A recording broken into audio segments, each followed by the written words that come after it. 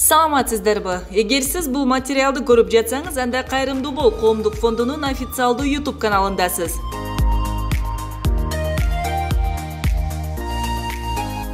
Алгач видеону баштаардан мурун биздин каналга катталып, подписаться кнопкасын басып коюуну унутпаңыз.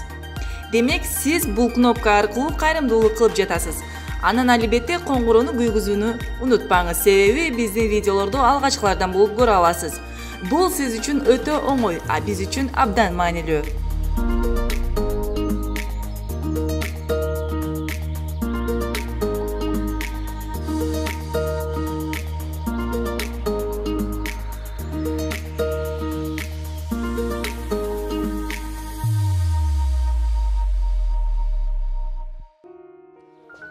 Ассаламу алейкум, ардактуу Кайрымдуу каналыбыздын жалпы көрөрмандары. Бүгүн биз Ак Ордо конушунда кайрымдуулук иш сапары менен келип калган учурубуз. Орозонун акыркы 10 күнү калды. Биз ошол убакта сооп табып калалы деген жакшы максаттарыбыз менен бул жайга келдик.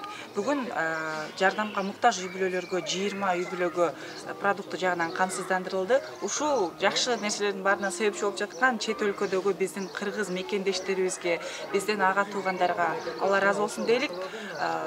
Орозонун акыркы 10 күнүндө 3 нерсени кыл дейт. Биринчиси бул садака бер дейт, экинчиси Куран оку дейт, үчүнчүсү жакшы амалдарды кыл, намазыңды толукта дейт. Биз ошол садаканы аткардык, эми калган амалдарды үстөн аткаралык. Аллах таала бардыгыбыздан ыраазы болгон болсун.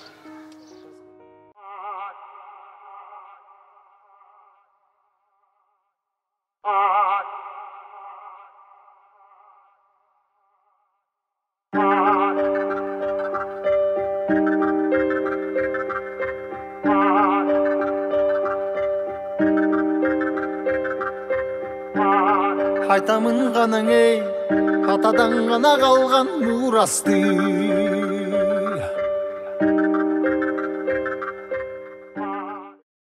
Саламатсыздар.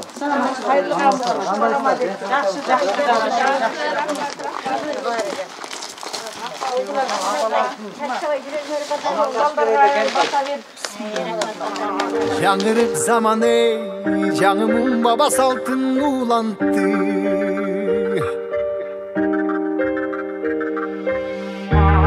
Намысын бийик сактаган эл, табышын болуп тыңдап жүрөкте, кадырын туюп. Майрам эже барбы? Самалат. Майрам жазган мен тону 25 киши болду чечим. Танам кайратынан жанбаган, калың элди барктаган, эгемендикти энчилек өмүрүн берген бизге канча адам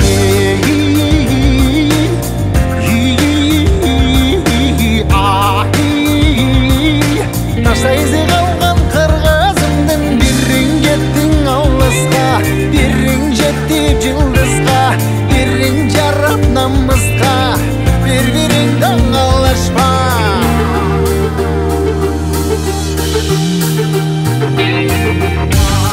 Arnağan qanan ey, jerime çında. Uşuların su suyetini girgizgen. Ушулардын бүт ийне жебине чейин билем да, ушулардын бүт. Анан булар болсо азыр коронавирусте эми көбүнчөсүнүн кызыл китебин ал элек көрсөттүшүн. Анан булар тиги айылып бүткөрсө, тияка жумшап, тигинси бияка жумшап, анан көбүнчөсү продукт албай калган. Анан бул маселелери менен мага чала беришет. Эже продуктубуз калбай калды, иштебей атабыз, кайдан алабыз деп.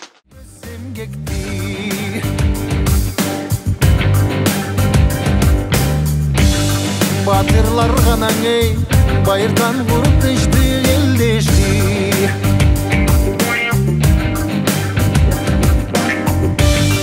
Намысын бейік сақтаған ел, дұрышылығы тыңдап жүректі, қадырын тұйып барқтанам ей,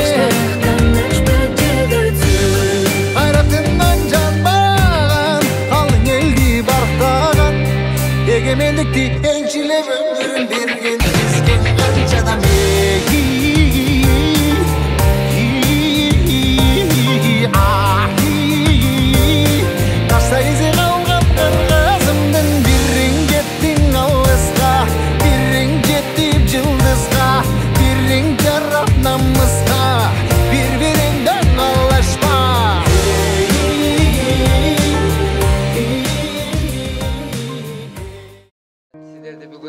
айлардын султаны болгон бул Рамазан айы. Бул Рамазан айы мейримдүүлүктүн, боорукерликтин, кечиримдүүнүн, ушундай бир жан дүйнөнүн бир арылануунун айы. Сооп табып кала турган ай. Адамзаттын өмүрү өзү өтө кымбат. Бирок кымбат өмүрлөр өтүп жатат. Бирок ошонун ичинде биз туураны жасап, сүйлөсөк жакшыны сүйлөп, иш кылсак жакшы иш кылып, бир татыктуу жашасак деген гана ойлор менен биз жашаш керекпиз. Анан бул жерден сиздерге да келип калганыбыздын дагы себеби бул дагы баягы Пайгамбар алейхисалам хадиси бар. Жердеги жансыз жалбырак оңдон солго оодарылышы Кудайдын буйругу менен деген. Биз менен баарыбыздын бул жерде жолугушубуз Кудайдын буйругу менен. Бул да жөн эмес. Бул күн эң күндөрдүн дагы улугу бул Кадыр түн. Бул ошол алыстагы мына кече жакында карантин учурунда биздин ошол Якутиядагы бир эжекебиз, байкелерибиздин бир эле жалгыз баласы бар экен. Ошол баласы жаш бала, 20 жашта бала дүйнөдөн өтүптүр. Кайтыш болуп калат. Же карантин учурунда ал эч кандай мүмкүнчүлүк болбогондуктан ал кыйналып, анан Куран окутуштагы мүмкүнчүлүк болбогондуктан бизге аманат жөнөтүшөт. Ошого бүгүн сиздерден өтүнүч. Олтуруп дасторкон четинде отуруп, Нурбек уулу Байел деген биздин мекендешибиздин жаткан жер жайлуу болсун деп ошого бир дуа кылып койсоңуздар, эненин жүрөгү эзилип турат, ошого бир эме болсун, Ошол анан эң башкысы амандык берсин жараткан. Бекем ден соолук сиздерге. Сен да Кудайдын сүйгөн баласы экенсиң. Рахмат. Сендей балдар азыр миңдин ичинен чандан чыгат. Ошол элдин көйгөйүн көтөрүп, ошактардын ошол жакшынакай берген убадаң аткарып үчүн берип атканыңа сага да рахмат. Мамлекеттик кызматта же депутат болбосоң дагы ушул апалардын, ушул муктаждардын батасын алсам, Алла ыраазы болсо, мына бата Алла ыраазы болсо, анан жанагынтип арбак ыраазы болсо көгөрөсүң деп эл айтат го. Анан ошо көрдүңбү, жанагы каза болгонго бата кылып койгула деп атасың. Анан Алла ыраазы болсун сага. Анан бул биздин аталар, апалар, бул апанын бейишти өтпөй баска жери. Ушу ылайым эле сен дагы эл тагдырын чечкен, элдин башында кызмат кылган угул кыздардан болгула. Кудайым мээрим төксүн, элге журтка тынччылык, токчулук болсун. Ушундай аламат оорулардан Алла Кыргызды сактап жеңинен өтүп кетели. Кыргыз жери бейиш жер. Бул күндөрдө өтөт, жакшы күндөр келет. Эл журтубузга ынтымак, ырыскы болсун, бийлик башындагыларга ыйман болсун. Анан сиздей болгон элге жардам берип, эл батасын алган жигит айынан азамат жигит болгон. Кудайым сага мээрим төксүн. Көрдүңбү, аябай мен ыраазы болуп атам. Мына бүгүн Кадыр түндө Алла мээрим төгүп атат да, жөндөн жөн келтирип ушуларга дасторкона ырыскы берип атасың. Амин. А мен үчүн ыйык нерсең ой ак бата. Кылымдарды келе жаткан карытып, неге болбой жакшы салдың ой сактаса.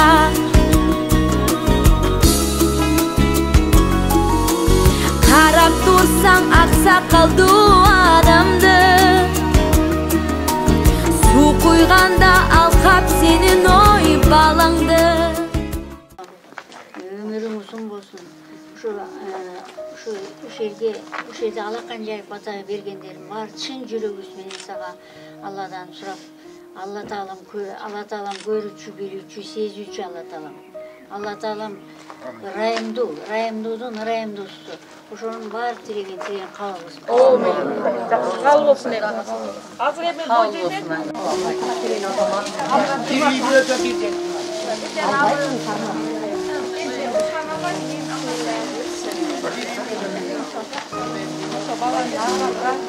Нурбек Байел деп.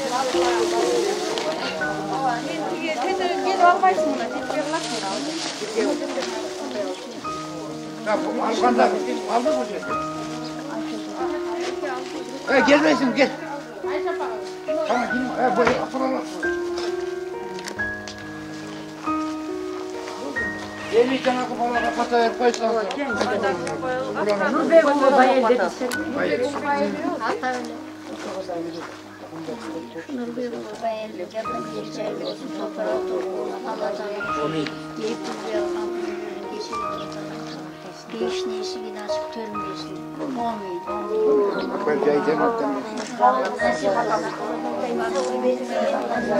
O zaman sana da çok rahmet. Eldin hizmetinde sen de Kuda versin.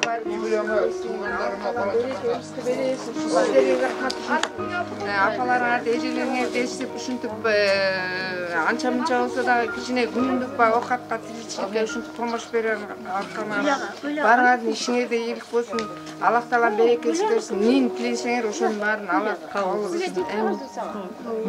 Бүгүн биздин алыбыз күчүбүз ушу жерге жетип атат. Анан дагы күчкө толсок да мындан да чоңойтабыз буюрса. Көрдөлө тамчыдан